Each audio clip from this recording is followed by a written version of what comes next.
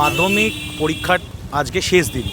যে কম্পালসারি বিষয়গুলো রয়েছে, আবশ্যিক যে বিষয়গুলো, তার আজকে শেষ দিন এবং সেটিকে কেন্দ্র করেই আমরা আমাদের অঞ্চলের যারা এই দুটি বিদ্যালয়, মানে সারদা দেবী উচ্চ বিদ্যালয় এবং কাছড়াপাড়া হাই স্কুল, এই দুটি মাধ্যমিক সেন্টারে যারা পরীক্ষার্থীরা রয়েছে তাদেরকেই আমরা আমাদের সংগঠন ভারতের ছাত্র ফেডারেশন কাছড়াপাড়া লোকাল কমিটির পক্ষ থেকে আমাদের সীমিত সামর্থ্যের মধ্যে দিয়ে কিছু উপহার আমরা তুলে দেব এবং উপহার দেওয়ার সাথে সাথে আমরা তাদেরকে মনে করিয়ে দেবো যে মাধ্যমিক এরপরে আরও তাদের অ্যাকাডেমিক্স বাকি রয়েছে, তাদের শিক্ষাগত দিক বাকি রয়েছে।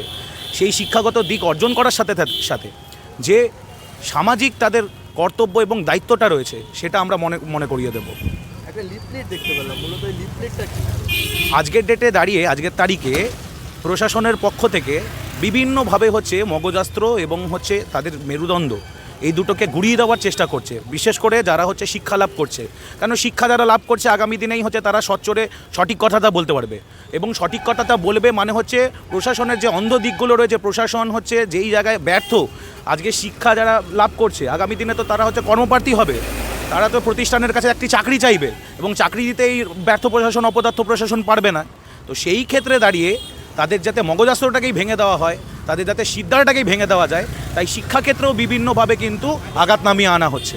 প্রথমত মাধ্যমিক চলাকালীন গতবারও আমরা লক্ষ্য করেছি, এবছরও আমরা লক্ষ্য করেছি যে পাওয়ার কাট হয়েছিল এবং জীবনের প্রথম পরীক্ষা দিচ্ছে ছাত্রছাত্রীরা, সেই ক্ষেত্রে দাঁড়িয়ে অন্ধকারের মধ্যে দিয়ে পরীক্ষা দিয়েছে কিছুক্ষণ। তাহলে তো আগেরবার যখন আমরা অতীত থেকে শিক্ষা নেব, তাহলে প্রশাসনকেও সেটা অতীত থেকে শিক্ষা নেওয়া উচিত ছিল, যে বিকল্প ব্যবস্থার একটা যোগান দেওয়া, সেটা তো করেইনি। এইভাবে কীভাবে মানে শিক্ষার দিকে কীভাবে আঘাত নামিয়ে আনা, এটা কিন্তু প্রশাসন দীর্ঘতরভাবে করে আছে এবং করার সাথে সাথে যেটা সমস্যা সেটা আজকে একটা প্রাকৃতিক দুর্যোগের বিষয়, সেখানে দাঁড়িয়েও কিন্তু কিছুক্ষণ কারেন্ট ছিল না।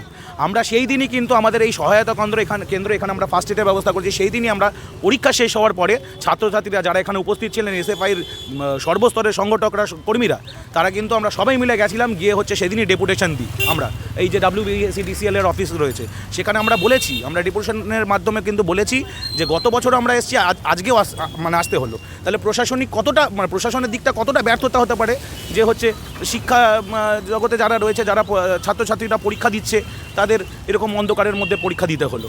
তো আমরা এটাই বলতে চাই যে আমাদের সংগঠনের যে কথা আমরা কি বলছি, শিক্ষা খাতে যে বরাদ্দ কমানো হচ্ছে এবং তার সাথে সাথে শিক্ষাক্ষেত্রে যে আক্রমণ নামিয়ে আনা হচ্ছে, শিক্ষাক্ষেত্রে গৈরিকীকরণ হচ্ছে। এই ক্যাম্পাস রয়েছে, কলেজ ক্যাম্পাসে, সেখানে দীর্ঘদিন ধরে কোনো নির্বাচন হয় না, ঘুঘুর বাসা বানিয়ে রেখেছে। এই ঘুঘুর বাসা তো আজ না কাল আমরা ভাঙবই। তো সেই কথাটাই আমরা বলছি যে শুধুমাত্র শিক্ষা লাভ করছেন এইটা না, তার সাথে তাতে সামাজিক কিছু চেতনা, সেটা যাতে আপনারা আরও বেশি উদ্বুদ্ধ করে এবং সমাজকে আরও বেশি এগিয়ে নিয়ে যেতে আপনাদের অনুপ্রেরিত করে, সেই কথাই আমরা এই লিফলেটের মাধ্যমে এবং আমাদের সীমিত সামর্থ্যের মধ্যে দিয়ে যে আমরা উপহার একটু তুলে দিচ্ছি আমাদের সমাজের আগামী দিনের যারা স্তম্ভ, যারা প্রতিকৃত রয়েছে তাদেরকে।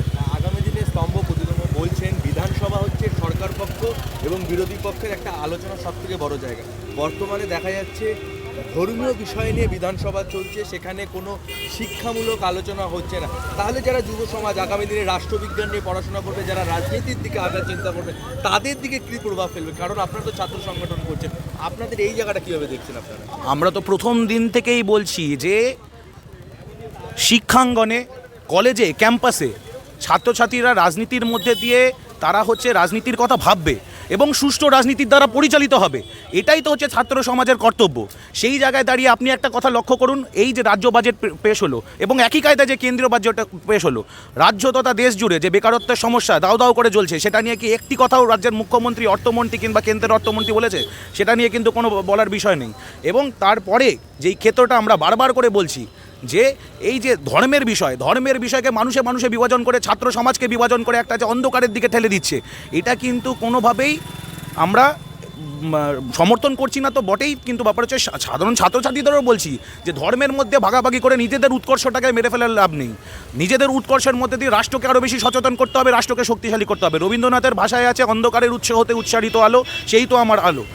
এই আলোর পথযাত্রী যারা আজকের যারা ছাত্রছাত্রীরা রয়েছে, তারা অন্ধকার কাটিয়ে আলোর দিক খুঁজিয়ে দেবে। তাদেরকে যদি বিভাজনের মধ্যে দিয়ে ঠেলে দেওয়া হয়, তাহলে গোটা রাষ্ট্র, গোটা ব্যবস্থা, গোটা প্রশাসনের দিকটাকে কিন্তু অন্ধকারের মধ্যে দিয়ে যে পরিচালিত হচ্ছে তার একটা রিফ্লেকশন ঘটছে।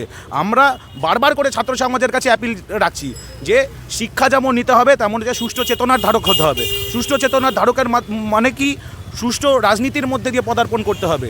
এবং রাজনীতির যে এই যে রাজনীতির থেকে যে দূরে চলে আসা কিছু একটা ছাত্রবর্গের মধ্যে একটা টেন্ডেন্সি আছে যে রাজনীতি হচ্ছে খুব খারাপ জিনিস, এই জিনিস। আচ্ছা, প্রশাসনিক ভিত্তি যদি না থাকে তাহলে কি এই ধরনের ধারণা ছাত্রদের মধ্যে কোনোদিনও প্রসারিত হতো? কোনোভাবেই হতো না। আমরা তো বারবার করে বলছি সুষ্ঠু রাজনীতি ছাত্রদেরই ঠিক করতে হবে। কেন?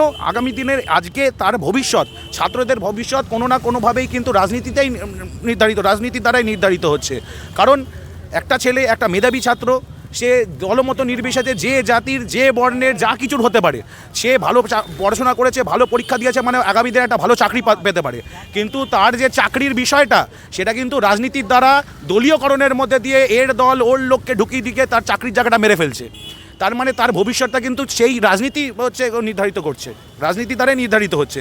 তার মানে সে তার ভবিষ্যৎ যখন রাজনীতি নির্ধারিত করছে, তার রাজনীতিটাকে তাকে নির্ধারণ করতে হবে।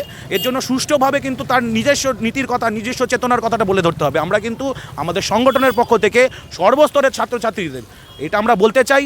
এবং এই কলেজে, এই ক্যাম্পাসগুলোতে যে ঘুঘুর ভাষা চলছে, আগামী দিনে ছাত্র ফেডারেশন ঢুকলে প্রত্যেকটা ঘুঘুর ভাষা ভাঙবে। ওই পৈতৃক জাগির বানিয়ে রেখে দীর্ঘদিন ধরে আরামসে কাটিয়ে দেওয়া, সেটা কিন্তু কোনোভাবেই চলবে না। আমি অনিকেত ভৌমিক, আমি যুগ্ম আহ্বায়ক, ভারতের ছাত্র ফেডারেশন, কাঁচরাপাড়া লোকাল কমিটি।